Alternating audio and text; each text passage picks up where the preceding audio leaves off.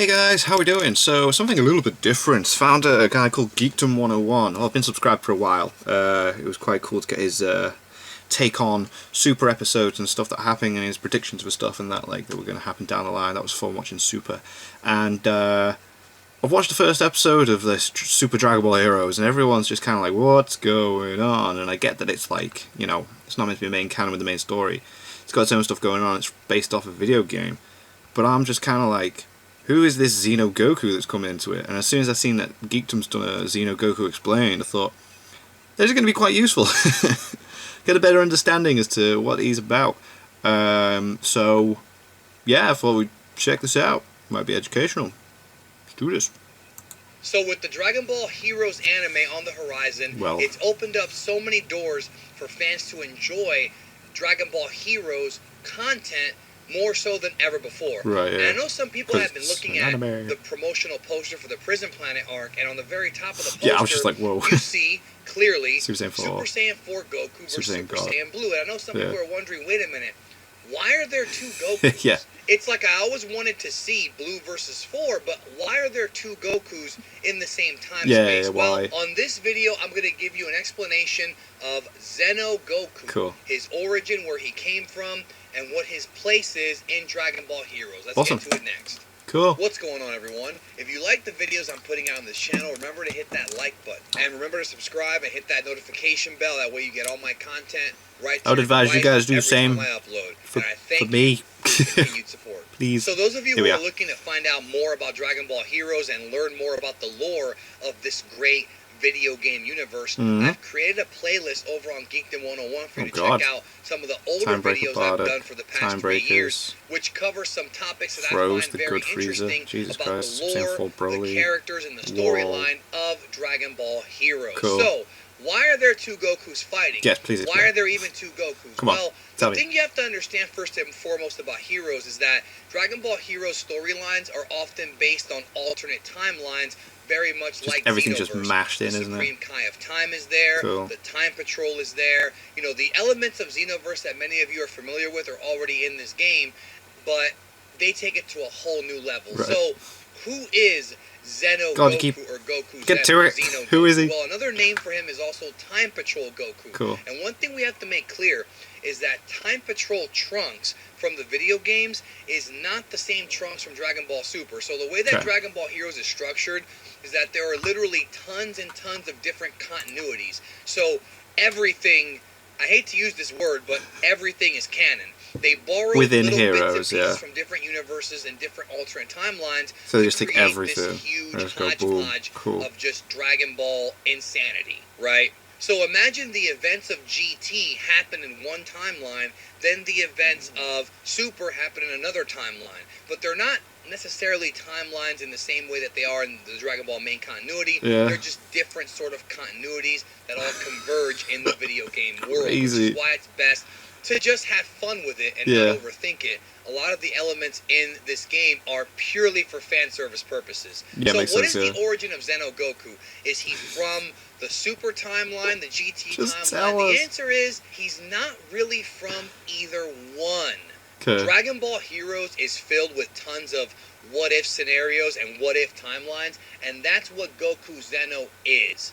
The origin of Time Patrol Goku really started with the Dark Demon Realm saga in the Dragon Ball Heroes manga, where what happens is that the demon god Demigra, yes, the same one from Xenoverse 1, appears at the Time Nest, and the Supreme Kai of Time tries to manifest a warrior to help her combat against Demigra, so she goes into Trunks' memories, Xeno Trunks' memories, and pulls out Xeno Goku to help Xeno Trunks. That's cool. So Xeno Goku's timeline is, again, an alternate story where in this version of the events, the Dragon Ball, Dragon Ball Z, and Dragon Ball GT stories all happen, but with some twists. For example, Goku in this timeline has Super Saiyan 4, but at one point he actually taps into Super Saiyan God. The reason that he is seen as one of the strongest Gokus ever. Why Trunks sees him as that is because what we have here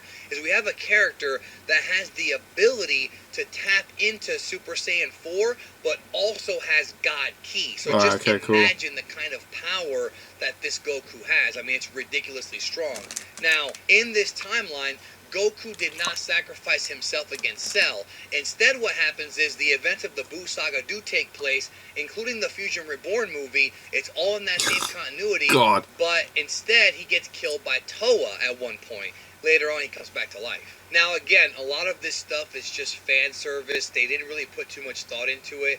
I find it interesting, but don't try to make sense of this because no, it doesn't seem like you can. What if scenarios don't really make much sense when you actually put a lot of logical into them. It's just stuff they came up with for the game. It's not really something that is that logical. It's just wacky fan service. But either way, which this is still version cool. of Goku is very, very powerful. So much like Time Patrol Trunks, Time Patrol Goku or Goku Xeno is a guy who goes back in time to fix Mira and Toa screwing around with the timeline. There's a part where Demon God Toa goes back in time and upgrades Frieza with the Dark Dragon Balls. Oh, wow. And this happens during the Namek Saga, and Super Saiyan Goku at that time just could not handle that kind of power, so Goku Zeno had to go back in time and save Dragon Ball Z Goku from this new threat. So you've got different Gokus teaming up together to make sure the timeline doesn't get screwed up. I mean, if you play Xenoverse, you know about this kind of stuff.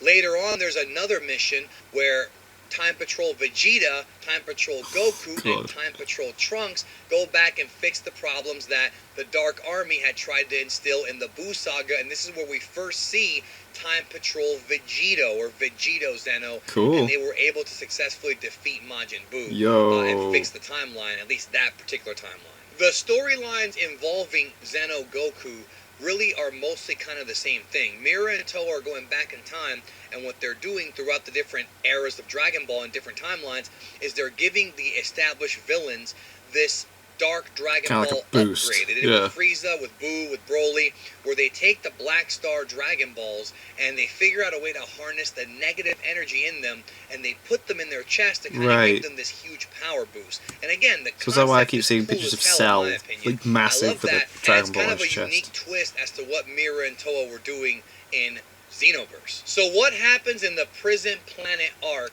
of Dragon Ball Heroes, which may actually be what gets adapted very, very soon. Well, what happens is, and I've covered this in my History of Few video, Few is going around different timelines and different universes and different eras, gathering together the strongest fighters that he can to do experiments on. So Goku, Xeno Goku, runs into the main timeline Dragon Ball Super Goku. Now, it's made unclear as to which part of Super this Goku belongs to. We're not sure if this is after the Tournament of Power or before. We're not really sure exactly when this Goku, like where he comes from in the Super timeline. So Time Patrol Goku runs into Dragon Ball Super Goku and they have a fight. And here we see Time Patrol Goku transforming into Super Saiyan 4, and we're actually told before this that he is forbidden from using this transformation because it could end up screwing around the timeline. There's no actual reason given as to why, but that's what we're told. And he uses SS4 power, and then Goku from the Super timeline goes into Super Saiyan Blue. Now understand, Time Patrol Goku, Xeno Goku, has never seen Blue. For some reason, he was able to tap into God form at one point, but he never saw Blue. And it's not really explained why. Maybe it's because he felt like 4 was an efficient enough form. Maybe he never trained with Beerus and Whis, which I think is pretty much implied that he never did, to learn how to master his God Ki. So Xeno Goku is shocked that his counterpart is even stronger than him. So yes, in the Prison Planet arc, Super Saiyan Blue Goku beats Super Saiyan 4 Xeno Goku. There you go. It's decided. I've had a problem with this.